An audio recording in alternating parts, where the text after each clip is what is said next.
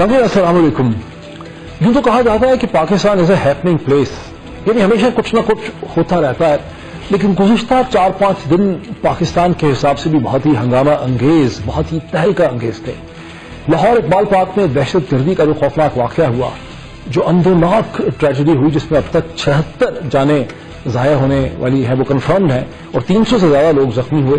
इस वाक़े के बाद पंजाब भर में एक बहुत ही भरपूर सिविल मिलिट्री ऑपरेशन का आगाज हुआ, जिसमें सैकड़ों गिरफ्तारियां हुई और एक आम तासुर है, एक अभाम है इसके बारे में कि शायद वज़ीर आज़म नवाज शरीफ साहब की हुकूमत और पंजाब हुकूमत जो है उनकी रजामंदी इस ऑपरेशन में नहीं थी। ये एक चीज़ है जिसे हम डिस्कस करेंगे। एक दूसरा जो बहुत बड़ा वाक़या वो ये है कि पाकिस्तान का दारुल खलाफा जो है वो 4-5 दिन तक पूरी दुनिया से उसके राब्ते मुनक़ता रहे, जिसकी वजह ये थी कि मुमताज़ कादरी का चेहरा बनाने वालों ने इस्लामाबाद पे धावा बोल दिया और फिर यहाँ तोड़फोड़ भी हुई और उसके बाद एक 7 नुकाती एजेंडा गैर तहरीरी, उसके ऊपर इत्तफाक करने के बाद वो लोग यहाँ से निकले। लेकिन ये बात अब बड़ी वाज़ेह है कि ये मुमताज़ कादरी की जो तहरीक है ये पाकिस्तान की सियासत पे इसके कुछ ना कुछ असरात मुरतब होंगे। लेकिन ये वो डेवलपमेंट्स हैं जिनकी वजह से वज़ीर आज़म पाकिस्तान वाशिंगटन में होने वाले बहुत ही अहम न्यूक्लियर सिक्योरिटी समिट जो है उसमें शिरकत, जो इस वक्त हो रहा है, आज भी हो रहा है, उसमें शिरकत के लिए जा नहीं सके। ये वो डेवलपमेंट्स हैं जिन्हें आज इस प्रोग्राम में हम बहुत तफसील से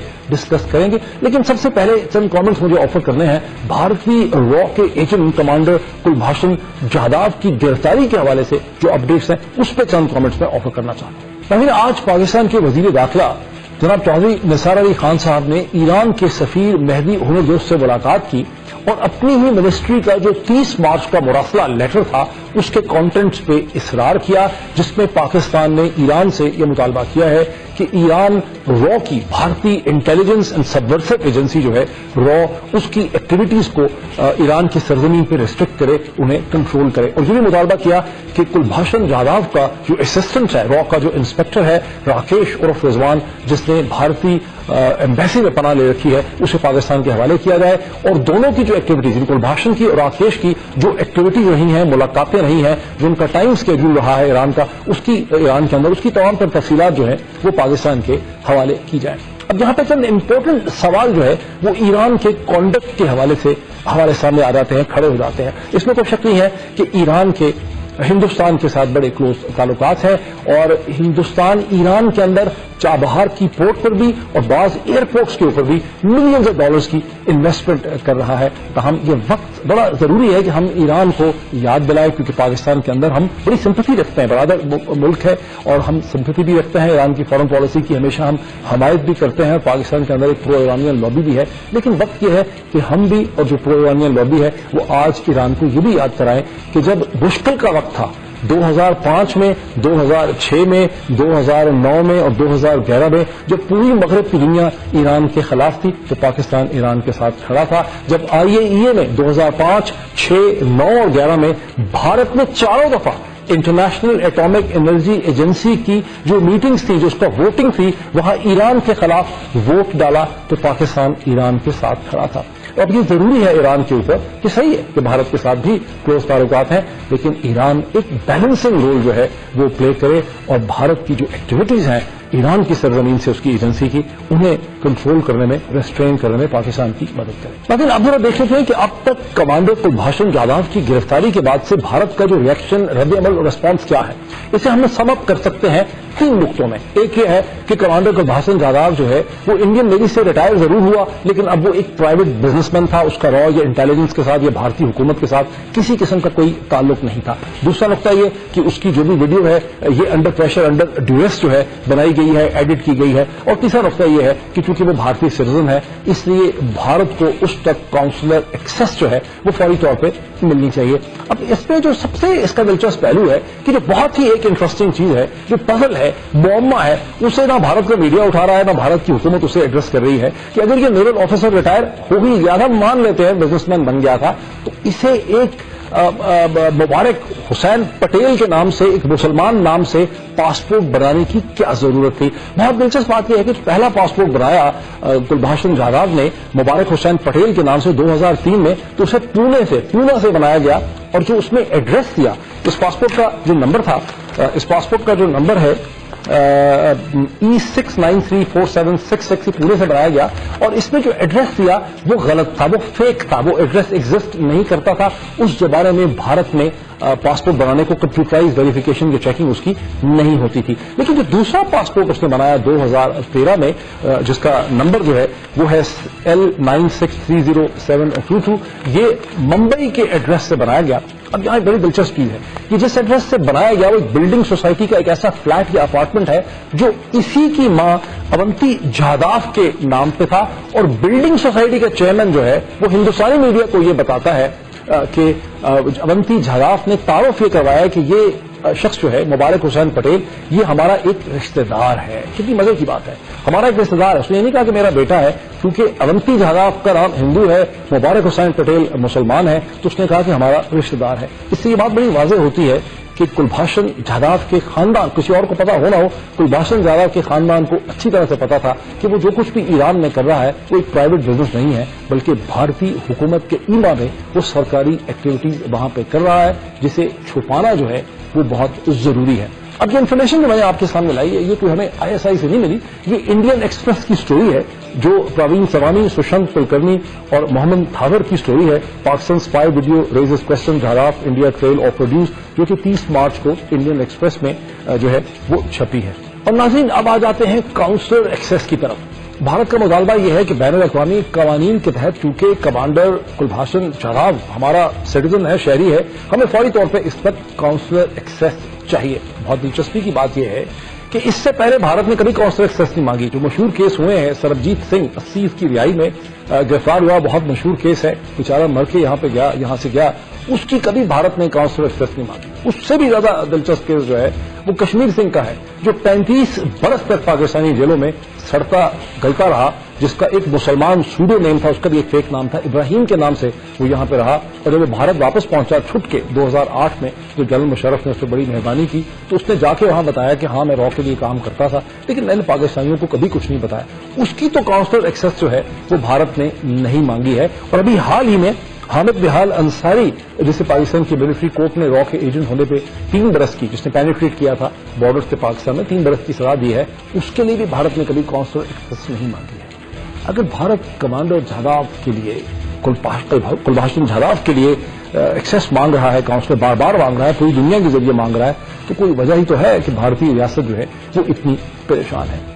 पाकिस्तान का यहां चैलेंज क्या है? हमारी इत्तला ये है कि अब तक दर्जनों गिरफ्तारियां हो चुकी हैं बलूचिस्तान के अंदर और सिंध के अंदर, लेकिन चैलेंज ये है कि कमांडर कुलभूषण जाधव जो कुछ भी कहे उसकी वीडियो रिकॉर्डिंग होनी चाहिए। सैकड़ों घंटों की इसकी टेस्टिमनी जो है वो वीडियो के ऊपर होनी चाहिए, और जो कुछ भी ये कहे उसे कोराबोरेट करना, यानी उसे जोड़ना और देखना कि ये सही कह रहा है, ये इन्फॉर्मेशन सही मालूमात दे रहा है, उसको चेक करना जो है वो बहुत जरूरी है, क्योंकि ये कोई मासूम शख्स तो है नहीं, ये एक ऑर्गेनाइजर है सबवर्जन का, दहशतगर्दी का, टेररिज्म का, तो जाहिर है ये भी, और फिर एक इंटेलिजेंस एजेंसी का ट्रेंड आदमी है, 14 बरस से ये काम कर रहा था, तो जो कुछ वो भी कह रहा है वो भी सोच समझ के कह रहा है, उसकी भी ट्रेनिंग हुई हुई है कि क्या बात करनी है अगर आप गिरफ्तार हो जाएं, पकड़ जाएं, और क्या बात नहीं करनी है।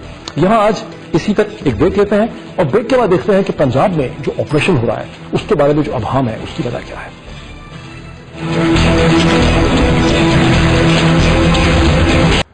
नाज़रीन, वेलकम बैक। गुज़िश्ता इतवार 27 मार्च को लाहौर में जो दहशतगर्दी का अंदोनाक वाक़या हुआ, जिसमें अब तक 76 जानें जो हैं वो ज़ाया हो चुकी हैं, कंफर्म हो चुकी हैं, और 350 से ज्यादा लोग जो हैं वो जख्मी हैं। इस वाक़े के बाद पूरे पंजाब में एक कंबाइंड सिविल मिलिट्री ऑपरेशन जो है वो शुरू हुआ, जो अभी जारी है। इस ऑपरेशन के हवाले से बहुत सी चहमगोइयां भी हैं, बहुत सी कंट्रोवर्सी भी है। सबसे पहले मैं आपको एक रिपोर्ट दिखाता हूं, फिर बात करते हैं। 27 मार्च इतवार के रोज लाहौर के इलाके इकबाल टाउन गुलशन इकबाल में होने वाले खुदकुश हमले में तकरीबन 76 अफराद अपनी जानें गंवा चुके हैं, जबकि धमाके में जख्मियों की तादाद 350 से ज्यादा है। जान बाहक होने वालों में ज्यादा तादाद खवातीन और बच्चों की थी, क्योंकि धमाका बच्चों के झूलों के करीब किया गया था। दहशतगर्दी के इस अफसोसनाक वाक़े के फौरी बाद आर्मी चीफ जनरल राहील शरीफ की क़यादत में GHQ में 2 इजलास हुए, जिसके बाद जारी बयान में बताया गया कि पंजाब में नेशनल एक्शन प्लान के तहत दहशतगर्दों के खिलाफ ऑपरेशन का आगाज हो चुका। इतलात के मुताबिक इन कार्रवाइयों में अब तक पंजाब के इलाकों मुजफ्फरगढ़, राजनपुर, सियालकोट, गुजरांवाला, मुल्तान और फैसलाबाद के शहरों से कलअदम तंजीमों के 1000 से ज्यादा मशकूक अफराद को हिरासत में लिया गया है। हुकूमत की तरफ से पंजाब में इन कार्रवाइयों की इजाजत दी गई या दरख्वास्त की गई, इस बारे में कोई वाज़ेह हुकूमती मौक़िफ़ सामने नहीं आया। ये ऑपरेशन जो है ये एक कौमी ऑपरेशन है। इसमें पाकिस्तान की तमाम सियासी क़यादत, तमाम अदारे पूरी तरह से शामिल हैं। ये ऑपरेशन जो है ये तमाम लॉ एनफोर्सिंग एजेंसीज का मुश्तरका ऑपरेशन है। यहाँ ये बात काबिल जिक्र है कि धमाका ईसाई बरादरी के त्यौहार ईस्टर के रोज किया गया, जिस पर कुछ बैनुल अक़वामी मीडिया ने धमाके को अक़लियतों पर निशाना करार दिया। ताहम तहकीकात और तफसीलात से पता चलता है कि धमाके में जाँ बहक होने वाले अफराद में से तकरीबन 12 के करीब मसीही। These terrorists have no religion and no faith. Those who lost their lives were all Pakistanis. And I think the international community should see it as an attack on humanity. एक और अहम बात ये है कि लाहौर धमाका अमेरिका में होने वाली जौहरी असासों की सिक्योरिटी पर होने वाली सरबराही कॉन्फ्रेंस से सिर्फ 4 रोज कबल हुआ, जिसमें वजीर आजम नवाज शरीफ ने भी शिरकत करना थी। ताहम दहशतगर्दी के इस बड़े वाक़े के बाद उन्होंने अपना दौरा मनसूख कर दिया। वाज़ेह तौर पर इस धमाके से दुनिया को पैगाम दिया गया कि पाकिस्तान के जौहरी असासे महफूज नहीं। पाकिस्तान के जौहरी असासों के महफूज न होने के खदशे का इजहार चंद रोज कबल अमेरिका की हार्वर्ड यूनिवर्सिटी से जारी एक रिसर्च रिपोर्ट में भी किया गया था।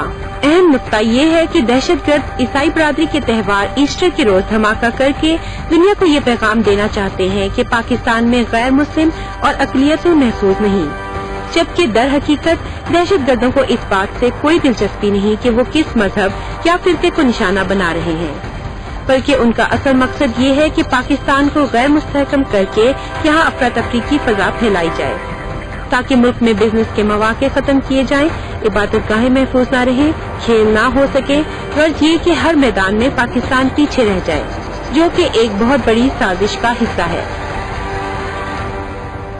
लेकिन रिपोर्ट आपने देखी। अब पाकिस्तान के prominent investigative journalist Ansar Abbasi साहब मेरे साथ स्टूडियो में तशरीफ रखते हैं। अंसार अब्बासी साहब, अ वार्म वेलकम। सर, आपने एक कंट्रोवर्सी पैदा की। पंजाब हुकूमत कहती है कि ये कमांड ऑपरेशन है, इसमें कोई नई चीज नहीं हुई है। राना सनाउल्लाह ऑन रिकॉर्ड है, वो हमने उनका टुकड़ा यहाँ पे रिपोर्ट में भी सुनाया है। आप क्या कहते हैं, फौज ने ऑपरेशन खुद शुरू कर दिया? नहीं, मैं तो नहीं कहता, ये तो अनाउंसमेंट थी और फिर आप देखें कि डिफरेंट न्यूज़पेपर्स ने, मीडिया ने रिफ्लेक्ट किया कि और डिस्कशंस होती रही कि जिस तरह दोनों को एक पेज पे होना चाहिए था। And this is very unfortunate. जो मेरा जो कॉज ऑफ कंसर्न है कि सर आपने कहा कि देखें कितनी जानें ज़ाया हुई और ये वाकया कोई नया वाकया नहीं, इतने अरसे से हो रहा है।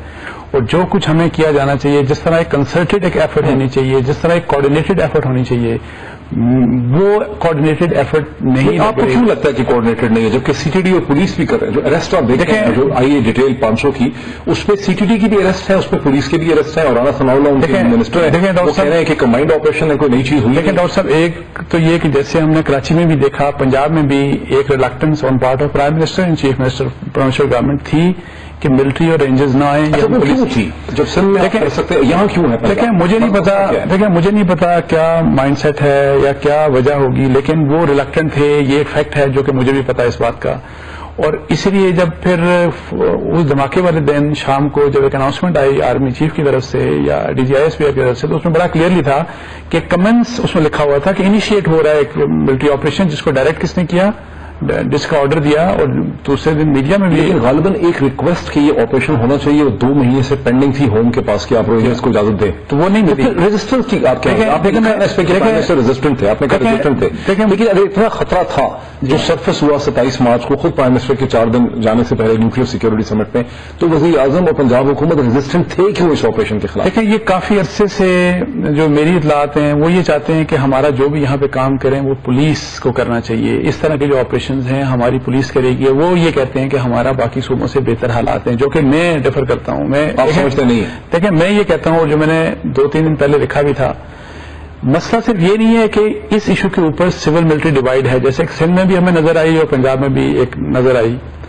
देखें, इतना बड़ा मसला पाकिस्तान अगर फेस कर रहा है तो इसको रिजॉल्व करने के लिए जो जो चीजें फर्ज करें सबसे इम्पोर्टेंट इदारा नेक्टा है, उसके लिए आपने वादा किया कि एक्टिवेट करेंगे 2014 दिसंबर में, नहीं हुआ, आज तक एक्टिवेट नहीं हुआ। और फिर लॉ ये कहता है कि हर 4 महीने के बाद इसकी बोर्ड की मीटिंग होगी और बोर्ड ऑफ डायरेक्टर्स की, जिसके चेयरमैन प्राइम मिनिस्टर हैं और जिसमें ऑल पावरफुल, बहुत आज तक कानून को वायलेट करते हुए एक दफा भी वो मीटिंग नहीं बुलाई। पुलिस को डीपोलिटिसाइज नहीं होना चाहिए, कैसे पुलिस काम कर सकती है? You don't depoliticize police whether at the centre, in Punjab, except KPK, बाकी हर जगह जो पुलिस की हालत है आपके सामने है। फिर जो कोऑर्डिनेशन होनी चाहिए डिफरेंट इंटेलिजेंस एजेंसीज के दरमियान, आप एक्सचेंज करें। मैं आपको बताऊं, अच्छा, एक आर्गुमेंट ये भी है, पहले से बेहतर है लेकिन हालात एक आर्गुमेंट ये भी है कि सडन ऑपरेशन करने की वजह यह है कि पुलिस के अंदर से चीजें बाहर निकल जाती हैं और आप एक इंटेग्रिटी, सीक्रेसी नहीं रख सकते किस किस को पकड़ना है। सो एक हल्ले में, एक छापे में रातों रात 24 घंटे में सैकड़ों लोगों को गिरफ्तार कर लिया गया, फिर उसमें से बहुत से लोगों को डिटेन किया गया, कुछ को छोड़ दिया गया। तो अगर पुलिस के जरिए करते तो ये हो नहीं सकता था। देखिए, मैं तो एक तो ये कहता हूं कि आपको पुलिस को ठीक करना चाहिए, जो कि हमारी तवज्जो बिल्कुल भी नहीं है। हो सकता है ये जो आर्गूमेंट आप कह रहे हैं बिल्कुल सही बात हो। मेरा ऑब्जेक्शन ये है कि ये जो डिफरेंस ऑफ ओपिनियन अगर सिविल और हमारी मिलिट्री के दरमियान नजर आता है, लेकिन वो मान नहीं रहे। नहीं, अच्छी बात है नहीं मान रहे। मैं कहता हूं, देखें, अगर उनको इन सो मेनी वर्ड्स खुद नहीं बोलना चाहिए, और अगर ये डिवाइड है तो इसका फायदा मुझे बताएं, मास वाइड टेररिज्म और टेररिस्ट को किसको है? नुकसान ही है हम सबको।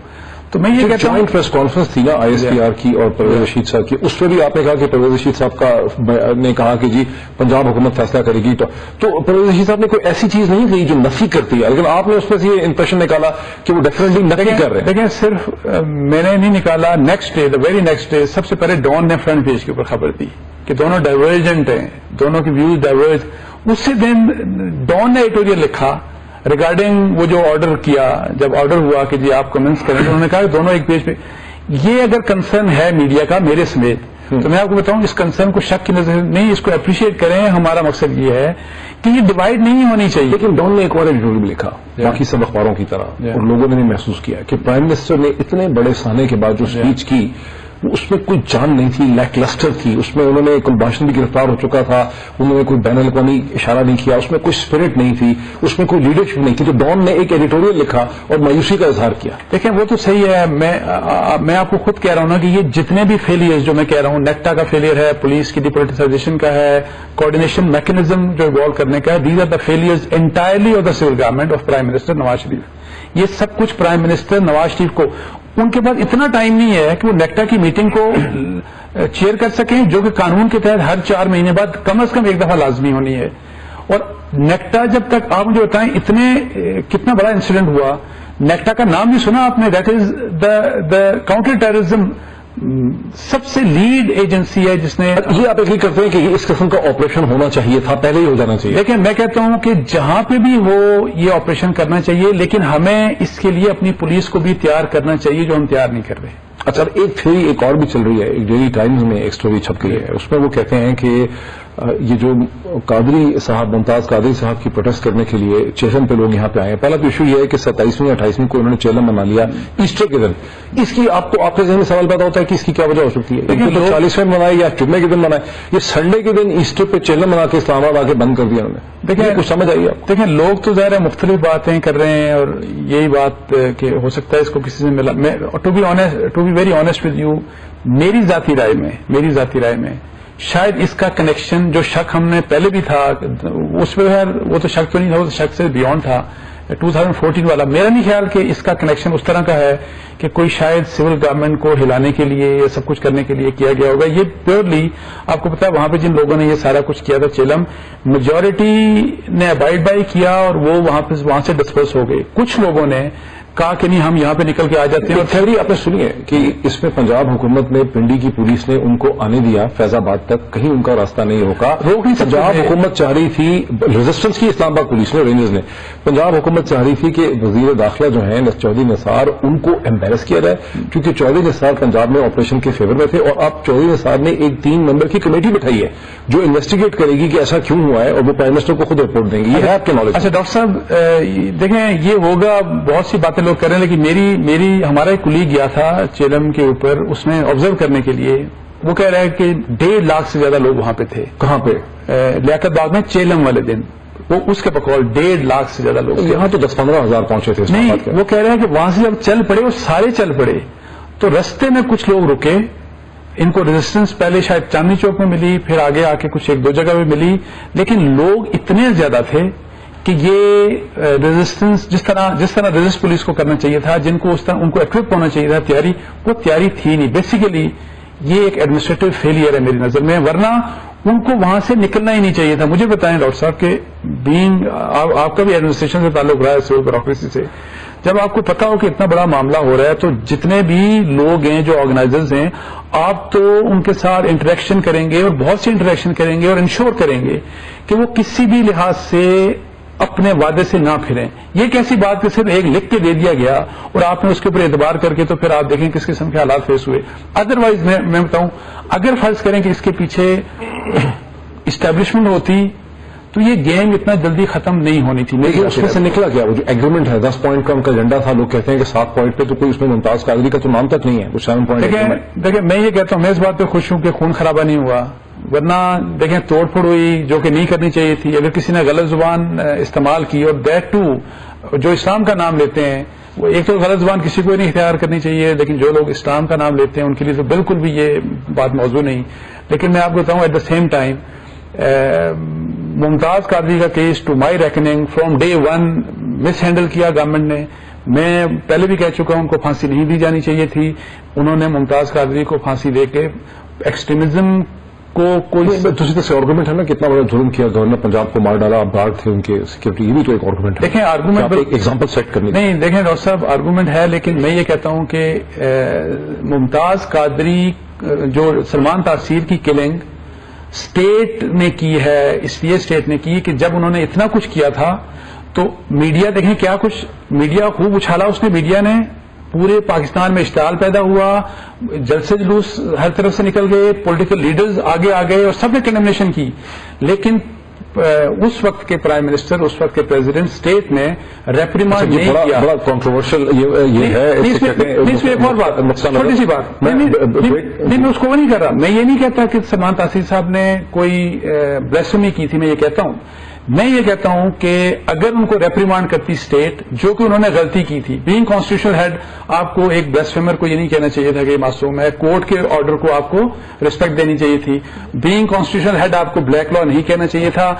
اب تک اسٹیٹ نے کچھ نہیں کیا تو کسی نے کسی قادری میں پیدا ہو جانا تھا. میرا یہ کہنا تھا کہ آپ قادری صاحب کو بجائے اس کے کہ پھانسی دیں, آپ ان کو لائف امپریزنمنٹ کر دیں ان کی. اچھا, اب ایک لمبی بحث ہے. پھر دوسرا, اس میں چھوٹی سی بات, مور امپورٹنٹلی جو اس کے ساتھ کنیکٹڈ کیس تھا آسیہ بی بی کا, اس کی تو اپیل ابھی تک پینڈنگ پڑی ہے, اور اس کے کیس کو آپ نے ٹربو لگا کے, ایسا ٹربو انجن لگا کے اس کو آپ نے سب سے زیادہ کر کے پھانسی بھی دے دی, اور ان سے پہلے کتنے لوگ تھے, ہزاروں لوگ تھے. اس پہ ہمیں کبھی تفصیل سے بحث کرنی چاہیے, وقت اتنا نہیں ہے. ناظرین ایک بریک لیتے ہیں, اور بریک کے بعد کیونکہ جو پروٹیسٹر آئے تھے ان کا مقصد کیا تھا, اس پہ مزید ہم بات کریں گے آفٹر دا بریک.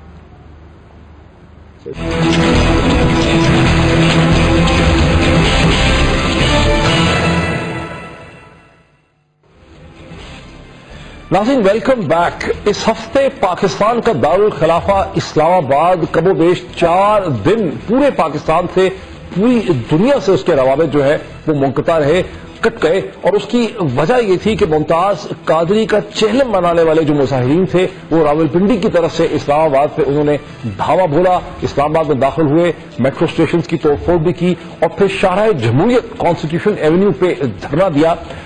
اللہ کا شکر ہے کہ حکومت پنجاب اور حکومت پاکستان کے درمیان جو یہ مظاہرین کے لیڈرشپ تھی, ان کے درمیان ایک غیر تحریری 7 نکاتی ایجنڈے پہ جو ہے اتفاق ہوا, جس کے نتیجے مظاہرین پرامن طریقے سے اسلام آباد سے واپس چلے گئے. ان مظاہرین کے جو لیڈر تھے, مین لیڈر جو تھے, سنی تحریک کے صدر جناب ثروت اعجاز قادری صاحب کراچی سے مجھے وائر سیٹلائٹ جوائن کر رہے ہیں. آڈیو لنک ٹھیک نہیں ہے اس لیے فون پہ بات کر رہے ہیں, لیکن وائر سیٹلائٹ میرے ساتھ ہیں. ثروت اعجاز قادری صاحب السلام علیکم. وعلیکم السلام ورحمۃ اللہ. سر ایک یعنی یہ تو بڑا اللہ کا شکر ہے کہ آپ کے درمیان اور حکومت کے درمیان ایک مذاکرات ہو گئے, ایک غیر تحریری 7 نکاتی ایجنڈا جسے انٹیریئر منسٹر ویسے نہیں مانتے چودھری نثار صاحب, وہ ہو گیا, وہ ہمارے سامنے ہے اس وقت میرے. لیکن ایک کچھ بنیادی سوال جو ہیں اور وہ ذہنوں میں کھٹکے ہوئے ہیں, اور پہلا جو بنیادی سوال ہے کہ یہ کیا وجہ ہے کہ چہلم عموماً 40ویں دن منایا جاتا ہے، لیکن آپ لوگوں نے ایک ایسے دن کا اتفاق کیا جو جمعہ بھی نہیں ہے، جو سنڈے کا دن ہے، اور جو کرسچنز کا انٹرنیشنل تہوار ہے ایسٹر، اس کے ساتھ آپ نے اس کو جوڑا اور پھر آپ اسلام آباد اس تاریخ پہنچے 27 مارچ کو. اس کی کیا وجہ ہے؟ بسم اللہ الرحمن الرحیم. سب سے پہلے تو آپ کا شکریہ، اور آپ نے یقیناً اپنے جو ابھی تمید باندھی اس کے اندر آپ نے کہا دھاوا بول دیا، اور دوسری ایک گفتگو آپ نے فرمائی.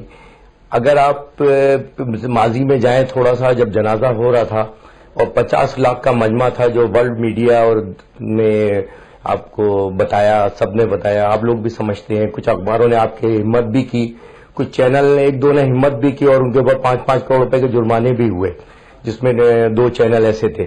تو یقیناً وہ فگر بھی آپ کے سامنے ہوگی. اس وقت آپ ہی کے لوگوں نے ایک پرامن جہاں پہ ایک پتا بھی نہیں گرتا ہے، ایک شیشہ بھی نہیں ٹوٹتا، 50 لاکھ کے مجمع میں دنیا کی تاریخ کا سب سے بڑا اجتماع، جس بہت لوگ تھے. ہم امام کعبہ. حضرت میری بات سنیں گے یا مجھے تھوڑا سا، آپ لوگ نے کافی ہمارے لیے بول چکے ہیں. امام کعبہ اور جماعت اسلامی اور دیگر جماعتیں، مذہبی سیاسی جماعتوں نے اپریشیٹ کیا، آپ سمیت، صحافی حضرات سمیت، اور اوریہ جان مقبول جو کہ ایک بہت عظیم صحافی بھی ہیں، اور انہوں نے کہا کہ یہ آزادی صحافت کے لیے بلیک ڈے تھا یہ والا، اس میں کچھ نہیں ہوتا. اس کے بعد چہلم کا اعلان ہوتا ہے. چہلم کا اعلان کوئی پہلے سے آلریڈی ڈیسائیڈڈ تھا، 26 کا تھا، پھر 27 کو کیا. 27 کو اس کو چہلم، اس کی ڈیٹ اناؤنس ہوئی. یہ اس کو وہاں پہ کوئی ایسا نہیں کہ کوئی پلاننگ کے ساتھ تھا. اس کے بعد ہم نے چند 10 مطالبات پیش کیے، اور ہم نے کہا کہ ظہر کی نماز تک 1 بجے تک ہم نماز پڑھیں گے، اس وقت تک آپ ان چیزوں پہ نظر ثانی فرمائیں. اس کے بعد انہوں نے گورنمنٹ کی طرف سے کوئی خاص موومنٹ نظر نہیں آئی، کچھ ان کی اپریسیشن نظر نہیں آئی. ہم اس وقت تک گراؤنڈ کے اندر موجود تھے. اور اس کے بعد جب 1 بجے تک انہوں نے نہیں ان مطالبات پر حکومت کے کسی نمائندے نے کوئی رابطہ نہیں کیا، تو یقیناً وہ الٹیمیٹم جب ختم ہوا، 27 دن پہلے آپ کے پاس تھے، اور یہ 27 دن آپ کے پاس پہلے تھے، اس کے بعد آپ کو یہ دن اور ملا جو دوپہر 1 بجے تک کا تھا. اس کے بعد ہم نے موو کیا. جب ہم موو کرنے لگے تو یقیناً ہم نے مطالبات وہی عزت و احترام کے ساتھ پیش کیے. پورا 1 مہینہ آپ کو دیا کہ آپ اس پہ غور فرمائیں. اچھا، ان میں جو بھی مطالبات تھے وہ آئینی، قانونی، شریعت کے مطابق تھے. اس میں اگر ہم نے کہا نظام مصطفیٰ کی اصلاحات کی بات کی، اس میں کیا غلطی ہے؟ آپ ہمیں یہ بتائیں کہ لیکن اس میں یہ بھی تو تھا نا کہ ممتاز قادری کا جو جیل ہے اس کو نیشنل انہیریٹنس کا قرار دے دیا جائے، اور اس کے بعد یہ ہے کہ آسیہ بی بی کو، جو پہلے 10 نکات سامنے آئے تھے، آسیہ بی بی کو پھانسی دے دی جائے. وہ سب کچھ بھی تھا. جو آپ کا 7 نکاتی غیر تحریری بعد میں معاہدہ ہوا ہے، جس کو انٹیریئر منسٹر مانتے ہی نہیں ہے، وہ کہتے ہیں ایسا کوئی معاہدہ ہوا ہی نہیں ہے. اس میں بہرحال یہ پوائنٹ نہیں ہے جو میرے ہاتھ پہ آپ کا 7 نکاتی ایجنڈا ہے، اس میں یہ چیزیں نہیں ہے. تو سوال یہ پیدا ہوتا ہے موجود ہے یہ ٹاپ 1 2 3 اگر آپ پڑھ لیجئے، اگر آپ کے پاس یہ موجود ہے. 3 انہوں نے کہا کہ یہ سوال ہی پیدا نہیں ہوتا، جو ہمارا سب سے بڑا مطالبہ تھا کہ 295C میں کسی قسم کی کوئی ترمیم نہیں ہوگی، اور بلکہ اسحاق ڈار صاحب کے ایک ساتھ ڈار صاحب کب کر رہے تھے، لیکن قاضی صاحب حکومت تو پہلے بھی ایسی کوئی ترمیم کرنے کی بات ہی نہیں کی نواز شریف صاحب کی حکومت نے. نہیں ہے، اس میں بہت ساری چیزیں موو ہوئی ہیں. ان میں جیسے پچھلے دور میں بھی موو ہوئی تھی، جس میں 3-4 نام ہے، میں نام نہیں لینا چاہ رہا ہوں، پھر آپ ہے نا بات دوسری طرف کہیں چلی جائے گی. میں صرف اسکورنگ کے لیے نہیں، میں صرف آپ کو اپنا نقطۂ نظر پیش کرنے کی کوشش کر رہا ہوں کہ ہم نے کوئی ایسا مطالبہ نہیں تھا جو غیر آئینی تھا. اور یہ مجھے بتا دیجئے، کیا مظاہرہ کرنا، پروٹیسٹ کرنا، کیا یہ غیر آئینی ہے، غیر شرعی ہے اور غیر جمہوری ہے، جس کا تاثر غلط، جس کے پیچھے کوئی کہانی دی جا رہی ہے؟ میں تو صرف یہ کہہ رہا ہوں کہ آپ کو چہلم جو تھا وہ ایسٹر والے دن کیوں منانا تھا؟ وہ دیکھیں، یہ تو آپ کہہ رہے ہیں نا، بعد میں بھی منا سکتے تھے. دیکھیں، یہ آپ اس کو ریلیٹڈ نہ کریں پلیز، آپ ریلیٹڈ نہ کریں. آپ ایک بہت اچھے صحافی ہیں، بہت آنےسٹلی آپ ریسرچ کرتے ہیں، گفتگو کرتے ہیں. تو میں سمجھتا ہوں اسی وجہ سے میں نے حامی بھری تھی آپ کے ساتھ بیٹھنے کی کہ ہم اس کو وہ مذہبی اس میں نہ مانا کہ ہم اس کو کوئی مذہبی رنگ دیں. یہ نہیں، ایک ہمارا ایشو ہے جو 5 سال سے چل رہا ہے. کیا 50 ریکگنائز کر رہے ہیں کہ ایک آپ نے اس بات پہ تو نہیں کرتے کہ آئینی غیر شرعی عدالت کا فیصلہ ہوتا ہے، عدالتی قتل ہوتا ہے؟ کہ آپ 20 سال بعد بھٹو کے قتل کو مانتے ہیں؟ تو یہ ایک عدالتی قتل تھا، غیر آئینی، غیر شرعی غیر قانونی تھا. یہاں مطلب ایسا لگتا ہے کہ عدالتیں بکتی ہیں. جب آپ کے سامنے ریمی ڈیوس کا فیصلہ آتا ہے تو اس وقت عدالت کہاں ہوتی ہے؟ جب آپ کے بعد مصطفیٰ کانجو کا فیصلہ آتا ہے آپ کی عدالت کہاں ہوتی ہے؟ جب آپ کے پاس سکندر جتئی کا فیصلہ آتا ہے آپ کی عدالتیں کہاں ہوتی ہے؟ کہاں ہوتی ہے سول سوسائٹی؟ کہاں ہوتی ہے سول سوسائٹی؟ جب ایان علی کا کیس چلتا ہے تو ایان علی اس کو تو آپ روزانہ دکھاتے ہیں, لیکن جب اس کے چھوٹے سے بچے کو روتے ہوئے دکھایا جو پوچھتا ہے میرے ابو کا کیا قصور تھا. ہم جب تک یہ دورہ معیار ختم نہیں کریں گے, ہم یہ اپنی پالیسیوں کو چینج نہیں کریں گے. ہم نے اسلامی جمہوریہ پاکستان ایک فلاحی ریاست کے طور پہ بنایا تھا جہاں انصاف کی بالادستی ہوگی, جہاں صحت ہوگی, جہاں انصاف ہوگا, جہاں قانون کی بالادستی ہوگی. بتائیں مجھے تینوں چیزوں میں سے کوئی ایک چیز آپ نظر آتی ہے؟ غربت, جہالت آپ کو عام نظر آتی ہے؟ کسی نے روکا ہوا ان کو؟ 70 سال سے یہ قابض ہیں حکومتوں کے اوپر. آپ تو ہمارے ساتھ زیادتی ہو, ہمارے مقدمے بنائے جا رہے ہیں. پورے پاکستان میں سینکڑوں مقدمے قائم کر دیے گئے دہشت گردی کے. تقریر کرو مقدمے, اذان دو بھئی 4 سے جو دے رہا ہوں صرف ایک لاؤڈ اسپیکر سے دو. یہ ضرب حزب ہم نے حمایت کی ساری زندگی. آپ جانتے ہیں سر, آپ کی ریسرچ ہے کہ اہل سنت جماعت وہ لوگ ہیں, وہ علماء مشائخ جنہوں نے پاکستان بنانے میں اپنا وہ کردار ادا کیا تھا جو آپ بھی جانتے ہیں. اگر یہ جرم ہے تو پھر میں قائد اعظم رحمۃ اللہ علیہ کے بارے میں آپ سے سوال ضرور کروں گا. اگر یہ جرم ہے تو پھر میں آپ سے سوال کروں گا علامہ اقبال رحمۃ اللہ علیہ نے جب قائد اعظم کو عدالت کے اندر بلایا تھا آپ کا جو غصہ ہے وہ اپنی جگہ بجا ہے, وہ سامنے بھی آ گیا ہے لوگوں کے, لیکن جو بنیادی سوال ہے کہ اس تحریک کے نتیجے میں آپ نے پایا کیا؟ مطلب توڑ پھوڑ بھی ہو گئی؟ کوئی توڑ پھوڑ نہیں ہے سر, یہ بھی ایک سازش ہے. 22 کلومیٹر کا ہم فیصلہ کرتے ہیں سر. آپ دیکھیں, آپ ہمارا موقف بھی لیجئے سر, آپ انصاف کے تقاضے ضرور پورے کیجئے. ہم 22 کلومیٹر سفر طے کرتے ہیں, 50 لاکھ کا جنازہ کرتے ہیں, ایک پتھر ایک شیشہ نہیں ٹوٹتا. سوچئے سر ایک بات کو صرف کہ 22 کلومیٹر کا سفر ہم نے طے کیا, 1.5 لاکھ 2 لاکھ صرف سر نظر آ رہے تھے جس میڈیا کی آنکھ نے اسے محفوظ نہیں کر سکی. اور ہم یہ سمجھتے کہ اتنا بڑا چیلنج کا اجتماع یہ میرے خیال ہے پاکستان کی تاریخ میں نہیں ہوا, پاکستان کی تاریخ میں نہیں ہوا, نہ ہو سکے گا کسی کا, نہ کسی کا ہو سکے گا. لیکن آپ یہ مجھے بتائیے گئے یہ اسلام آباد کے وہاں پہ پہنچ کر راستے میں سینکڑوں اسٹیشن آئے, کسی کا ایک شیشہ نہیں ٹوٹا. اسلام آباد میں آ کر یہ سب کچھ انٹری پہ کیوں ہوا؟ یہ ایک سوال ہے سر, یہ آپ بتائیں. کہ میرا سوال آپ سے یہ ہے کہ آپ کا اور آپ کی تحریک کا جو غم و غصہ ہے جو مظاہرین کا, میں اس پہ مجھے کوئی اعتراض نہیں ہے, میں اس کو مان رہا ہوں. آپ نے جو کچھ مظاہرہ کیا اس میں توڑ پھوڑ بھی ہوئی, آپ کی بھی بدنامی ہوئی, ملک کا بھی نقصان ہوا, دنیا بھر کے سامنے خبر بنی, وزیر اعظم باہر نہیں جا سکے. نتیجہ کیا آپ نے حاصل کیا؟ جو آپ کا 7 نکاتی غیر تحریری معاہدہ ہے جسے وزیر داخلہ مانتے ہی نہیں ہیں, اس کا آپ کیا کہتے ہیں؟ مطلب آپ کا اچیو آپ نے کیا کی؟ دیکھیے سر, میں ایک بات بتاؤں. سب سے پہلے کہ تحریری معاہدہ ہوا, اس کے اندر خواجہ سعد رفیق صاحبزادہ امیر الاسناد وزیر مذہبی امور, جس کے اندر اسحاق ڈار جو کہ وزیر خزانہ, جس میں نور القادری صاحب, جس میں گارنٹر جو دونوں کی طرف سے کامن تھے وہ حضرات, وہ مطلب یہ تو آپ کو بتائے 10 سال سے اس مقدس ضبطی کے اوپر بیٹھ کر یہ باتیں سبھی کہتے رہتے کہ معاہدہ ہوا. جب وہ سعودی عرب جاتے ہیں جب بھی معاہدہ ہوتا ہے, اگر معاہدہ ہوا تو کیا اس پہ کوئی سائن ہوئے اسحاق ڈار صاحب کے؟ نہیں, سائن نہیں ہے اس کے اوپر, سائن نہیں ہوئے. لیکن ایک ان کو یہ تھا کہ ہم ایک جنٹلمین پرومس کر رہے ہیں اور ہم سمجھتے ہیں کہ ہم اسے معاہدہ ہی سمجھتے ہیں. اور سب سے بڑی بات یہ ہے کہ ہم نے قوم کے اندر ایک شعور آیا, اور آج آپ کو دیکھیں کہ پورے ملک میں آج مظاہرے ہو رہے ہیں, پورے ملک میں دھرنے ہو رہے ہیں. اور ابھی آپ کو بہت جلد انشاءاللہ تعالی, اگر انہوں نے وعدوں کی پاسداری نہیں کی گئی, آپ یہ سمجھتے ہیں, تو کراچی سے لے کے اسلام آباد انشاءاللہ تعالی لانگ مارچ کریں گے, اور چاروں طرف سے کریں گے. اب اور آپ صرف تعداد آپ دیکھیں گے اور آپ کے کیمرے محفوظ کر سکیں انشاءاللہ تعالی. اس دن کھانا بجلی سب بند کرنے کے باوجود کیا آپ مجھے بتائیں کہ جو سارے جب دوسرے دھرنے تھے 126 دن کے دھرنے تھے تو انہوں نے کیا اچیو کر لیا تھا؟ ہم نے تو قوم میں بیداری پیدا کر دی ہے کہ دیکھو اہل سنت جماعت کے حقوق کو غصب کیا جا رہا ہے. ہمارے جنازے ہم اٹھا رہے ہیں. نشتہ پارک میں ہم نے 63 جنازے اٹھائے. میرے قائد کو 2000 میں شہید کیا گیا. ڈاکٹر سرفراز نعیمی شہید جنہوں نے सबको मुत्तहिद करने के लिए जद्दोजहद की, उनको बम धमाके में।